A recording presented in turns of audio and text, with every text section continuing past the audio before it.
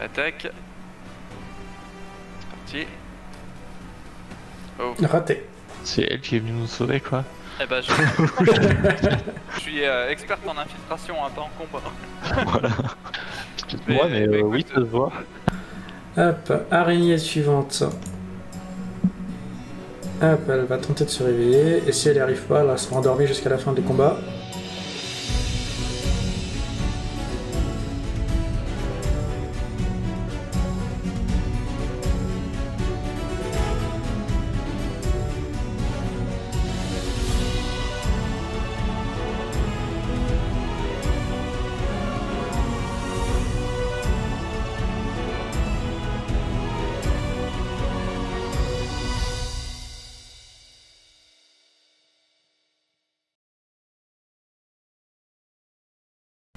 Vous allez tous sentir comme une odeur de formol et de soufre qui va se répandre.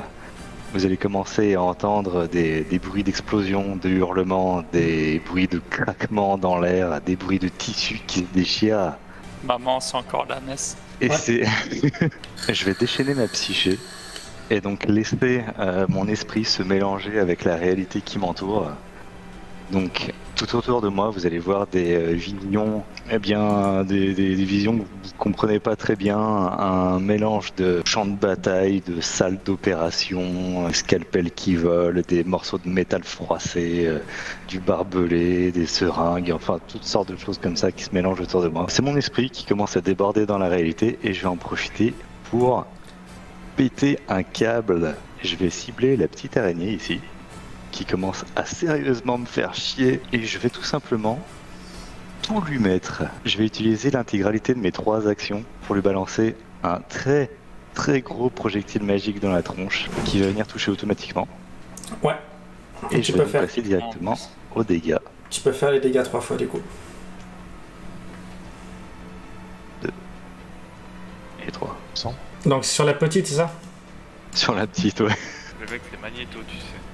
Exactement. Oh, il a Je la vaporise et on a tous des petites particules d'araignée qui nous recouvrent le visage. Encore. Encore, ouais. Les pauvres gamins, on va les rendre complètement dingues, hein. Écoute, ils sont libres et vivants, ils vont pas faire chier. Hein. Je pense que s'il y avait une condition traumatisme, je leur aurais mis. Bah, ça va, j'ai un spell apaiser l'esprit, je m'en occupe juste après. Là, je me prends les dégâts déjà. Ouais, Ok, voilà. je me prends 4. Ensuite, je fais mon test à nu. Raté. C'est un échec, donc j'ai toujours les dégâts. Ouais, et je veux bien que tu me refasses un jet de volonté, s'il te plaît. Un jet de vigueur, pardon. Je crois que je vais le linker directement comme ça. Ok, c'est bon, ça passe. Ok. Vas-y, tu peux prendre ton tour. Donc là, je suis entourbé. Donc déjà, je vomis. Sauf que comme ma bouche est couverte par de la toile d'araignée, ben ça gicle un peu partout. Et ensuite, je vais essayer de me défaire de mes liens et de défaire Hilda de ses liens. Ça marche. Donc, te défaire tes liens, action s'échapper. Tu le fais comment? J'essaye déjà de dégager un peu mon arme et mes bras pour pouvoir un peu utiliser mon arme, bah déjà pour éloigner la toile de moi et pour essayer de la trancher. Ouais. Fais-moi un jet d'athlétisme. Lancer. Ok. T'arrives à déchirer la toile avec ton arme. Il te reste Hilda. Sauf que Hilda, il va d'abord falloir que tu la calmes. Ok, donc je fais un jet de... Comme un animal pour lui libérer ses actions. Yes. Je crois qu'elle va pas trop se calmer parce qu'elle a pas aimé se faire dégueuler dessus. C'est un succès. Ouais. Tout pile. Ouais, j'allais dire... Eh ben, ok, donc j'ai vas-y. réussi à la calmer. Brave bête. Ah bah le doigt dans le cul, ça marche toujours. Ouais. Ah, je note. Qui a parlé de doigts? Donc sa première action, ça va être de s'échapper. La question c'est, alors tu peux peut-être l'aider éventuellement. Ça va te coûter ton action, enfin une action à toi, pour te préparer à l'aider. Et ensuite ta réaction au moment où elle le fait pour lui filer un coup de main. Ça va lui donner un bonus de +1 si tu réussis. Ou tu peux lui demander de le faire vanilla et prier. Je ne connais pas les stats de Hilda. On va faire ça vanille. Eh ben c'est parti. Allez, hop. Ça passe. Dis donc. Ok. Il reste une action à Hilda et une action à toi. Je lui enlève son immobilisation. Ouais. Et c'est quoi qu'elle avait? Elle est prise au dépourvu aussi que je lui vire. Ouais, on peut tout enlever. Ok. Du coup, je vais charger avec Hilda. Alors, tac. Je vais aller me mettre ici. Ouais. Est-ce que ça passe en un... Enfin, je pense que ça passe. Ouais, ça passe. Je vais cibler l'araignée. Ouais, je vais essayer de la faire tomber. Ok. Donc pas en puissance, hein, je précise. Ouf, échec. Critique. Ah! Et merde. Ouh, alors, je vais vous expliquer un concept que je vous ai pas expliqué jusqu'à présent. Tous les personnages ont tous un point d'héroïsme. Ah oui. Et vous gagnez automatiquement un point d'héroïsme au début de chaque session. Les points d'héroïsme, tu peux les utiliser pour pouvoir relancer un jet. Pour ce faire, il te suffit de dire j'utilise mon point d'héroïsme. Tu fais un clic droit sur ton jet dans le chat et tu fais relancer en utilisant un point d'héroïsme. Question, est-ce que quand on utilise des dés d'héroïsme, est-ce que toi ça te donne des dés genre de malus magique? Non. Non, par contre, effectivement, sur un échec critique, normalement je tombe, sauf que comme c'est un croc de jambe fait avec mon arme, et pas à main nue, à la place, c'est mon arme qui tombe. Alors ça va dépendre de ce que je vais faire. Ah bon? Alors la question c'est est-ce que tu utilises ton point d'héroïsme ou pas? Non, Ok. Bah, là c'est je ça. conserve. Ok. Alors je peux pas tirer de carte donc pour décider ce que va faire ton échec critique, donc effectivement je vais prendre ta proposition et ton arme tombe. Hop, je suis au suivant. Maman! La maman. Alors, Attends, on m'a fait les dégâts persistants à la fin, du coup ça vient de m'appliquer 3 points de dégâts. Ouais. ah oui, ça te propose le test de récupération aussi. Qu'on a déjà Ok. fait. Alors je vais t'annuler les 3 points de dégâts du coup. Ouais. T'es à 26. C'est à la fin du tour du coup que ça s'applique. Ça se fait automatiquement en fait. Alors c'est au tour de la maman. Donc la maman, elle voit que t'es revenu et toi elle t'aime pas beaucoup. Ouais. Tu lui as coûté 2 pattes quand même. Par instinct de survie, elle va retenter de t'entoiler.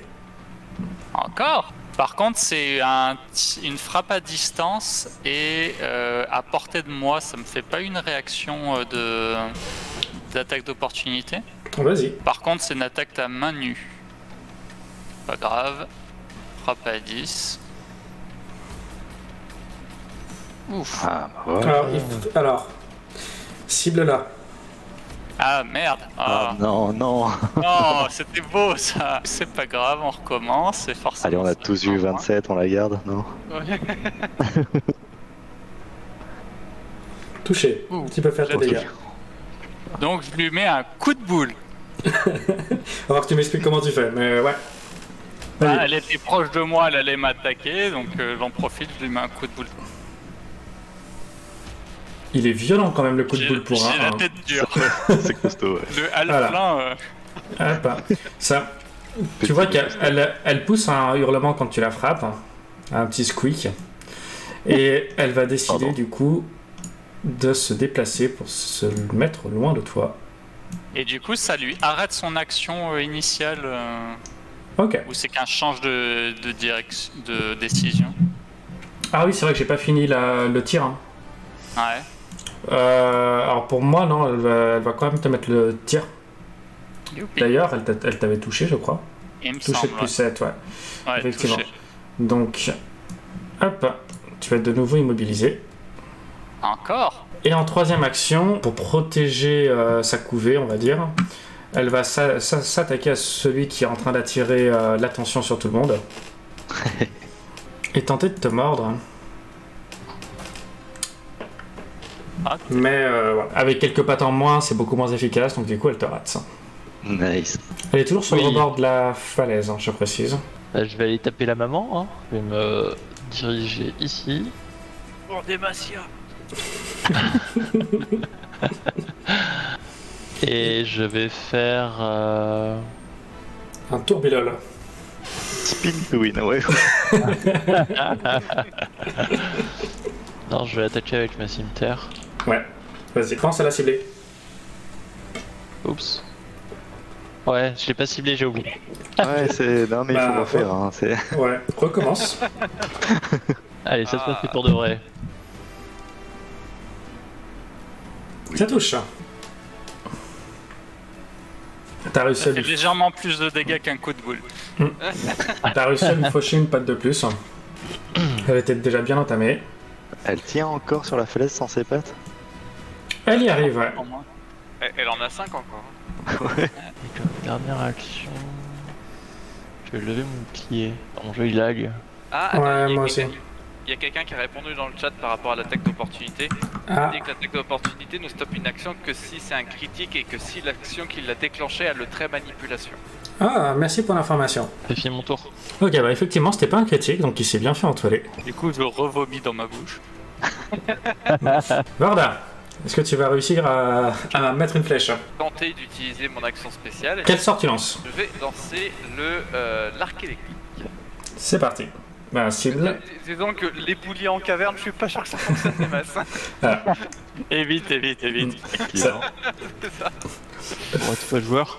Fais ton jet d'attaque et ensuite on voit si ça touche. Remarque, les gamins, ils ont été soignés, donc avec un peu de chance, ça passe. Mais ils sont nickel. Oh, Oh, Ah et bah, bah, donc toucher, ce n'est pas un critique, mais tu peux faire les dégâts de ton attaque plus les dégâts de ton sort. je commence par les dégâts de mon attaque. Ah bah nickel. Ouh. Et les dégâts de ton sort. Donc bah, tu peux déjà cliquer sur dégâts et ensuite elle va faire son jet de réflexe.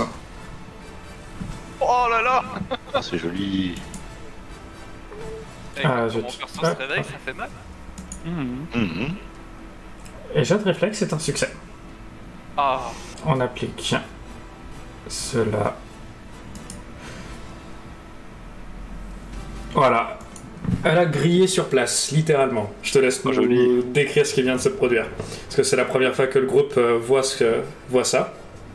eh bien, le carreau se plante dans le domaine de l'araignée géante et servant de cathéter à mon sortilège, mon arc électrique du coup fuse directement depuis ma main et atterrit sur le carreau dans l'araignée.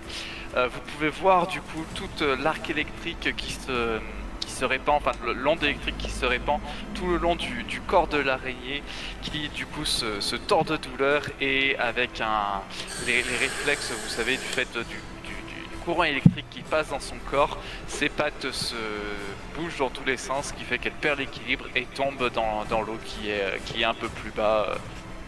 Et nous avons aussi le droit à une forte odeur de cochon grillé qui s'élève du fond de la caverne. Ça pue. Hop, et c'est la fin de la rencontre. Je vais réduire les XP que vous allez gagner, mais c'est tout à fait normal. J'ai fait créer des personnages de niveau 2 pour démarrer, parce que je trouvais que c'était un petit peu plus sympa de démarrer niveau 2. C'était le postulat de départ. L'inconvénient, c'est que la campagne que je vais faire jouer juste après cette introduction est une campagne pour personnages de niveau 1. Je sais que Pathfinder gère automatiquement les différences d'XP en fonction des niveaux des créatures, etc. lors des rencontres. Mais moi, ce qui m'intéresse, c'est de les rééquilibrer moi-même, du coup, à la baisse, pour que vous puissiez rattraper les paliers de niveau qui correspondent à la campagne. Donc, bravo, vous avez gagné 50 points d'XP. C'est assez faible, normalement, par rapport à ce que vous étiez censé gagner initialement, je préviens. Question, si on bute les Ouais. gosses, on gagne de l'XP en plus. Ça dépend. Je crois qu'il y en a qui seront pas d'accord, comme un certain paladin. Vous venez de terminer un combat. Donc à la fin d'un combat, vous allez avoir un intervalle de 10 minutes gratuit que je vais vous accorder, pendant lesquels vous pouvez faire ce que vous voulez dans la zone dans laquelle vous êtes. Donc ça peut être pour les personnes qui ont perdu des points de focalisation, se refocaliser de la manière dont ils le souhaitent, pour récupérer du coup des points de focalisation pour être prêt pour les rencontres d'après, ou ça peut être faire d'autres actions on va dire d'exploration de repos, comme patcher les blessures si vous avez un médecin dans le groupe, ou ce genre de choses. Ça peut être même fouiller la pièce. Je rappelle d'ailleurs qu'il y a une araignée qui dort, hein, donc faites gaffe. La question c'est que comment est-ce que vous voulez utiliser ces 10 minutes et à l'issue desquelles d'ailleurs, une autre question se posera, c'est est-ce que vous avez besoin de 10 minutes de plus? Étant médecin, je vais me refocus en effectuant mon art qui est la médecine. Je vais en profiter pour soigner Sir Grimbold et me refocus en même temps. Alors justement, c'est soit l'un, soit l'autre. Je peux pas me refocus en faisant un truc qui correspond à mon... Non, soit tu te refocuses en faisant une action qui te permet justement de te reconcentrer, de reprendre un petit peu tes forces. Donc si tu te refocuses en faisant de la médecine par exemple, ça peut être sortir un livre d'anatomie, essayer d'étudier ce qu'il y a dedans. Ou alors tu prends 10 minutes pour soigner quelqu'un, mais l'un ne te permettra pas d'avoir accès à l'autre. Mais par contre, vous pouvez très bien décider de prendre 10 minutes de plus. Donc ça vous fera un repos de 20 minutes qui va te permettre de patcher les blessures de quelqu'un et te refocus. Ok.